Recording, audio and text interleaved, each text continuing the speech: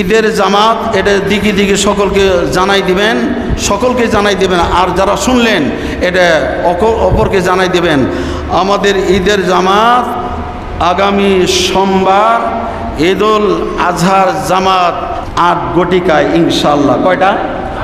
8টায়। কয়টা হবে?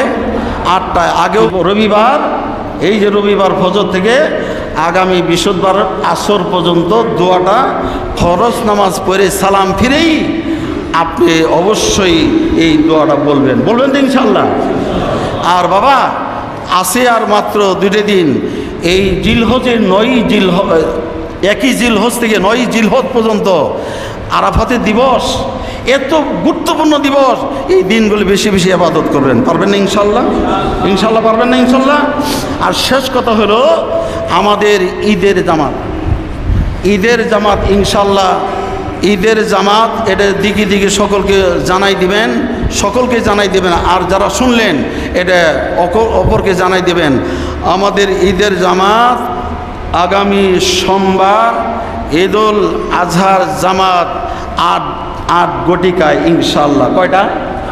8টায়। কয়টা হবে? 8টায়। আগেও হবে না, পরেও হবে না। আমার ভাইয়েরা, আমরা যেহেতু আকাশে গতিবিধি ভালো না, অনেকে একটু এই বিরক্ত মনে করে, এই জন্যে আপনারা চেষ্টা করি ফজর নামাজ পড়েই আস্তে ওই দিন আবাদতের দিন রাত্রে আবাদত করবেন। কেউ যদি ঈদের রাতে আবাদত করে, মনে হয় রাসূলে বলেন যে সারা বছরের ইবাদত তার আমল নামে ঢুকে যাবে। বলেন সুবহানাল্লাহ।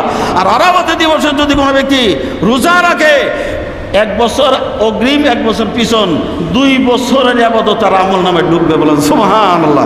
পারবেন তো ইনশাআল্লাহ? আমরা সকাল থেকে আসবো। কয়টা থেকে আসবো? আমরা ইনশাআল্লাহ সকাল থেকে আসবো। বিস্তারিত আলোচনাগুলো শুনবেন।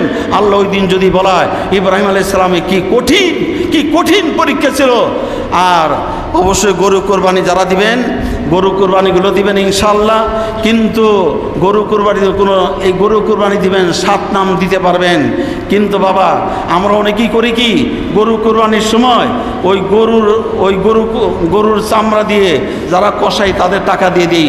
অবশ্যই কষাই টাকা আপনি চামড়া দিয়ে দিবেন না, আপনি নিজের পকেটে টাকা দিবেন। মনে থাকবো কথাগুলো? নিজের পকেটে টাকা দিবেন। আর কোরবানি দিবেন 7 জন। আপনি 7-এর উপরে যেতে পারবেন না, নিচে আসতে পারবেন 2 জন 3 জন 4 জন 5 জন। কিন্তু চিন্তা করবেন এটা সুদ আছে, সুদখোর কিনা, মদখোর কিনা, জিনাখোর কিনা, ঘুষখোর কিনা, এটা যাচাই বাছাই করে আপনি কোরবানি দিবেন। ঠিক না কথা? ইনশাআল্লাহ মনে থাকবে। সুদখোরের সাথে কোরবানি দেওয়া যাবে না, মদখোরের সাথে কোরবানি দেওয়া যাবে না, ঘুষখোরের সাথে কোরবানি দেওয়া যাবে না। অবৈধ হারাম টাকার সাথে আপনি অবশ্যই মিল করতে পারেন। মনে থাকবে কথাগুলো?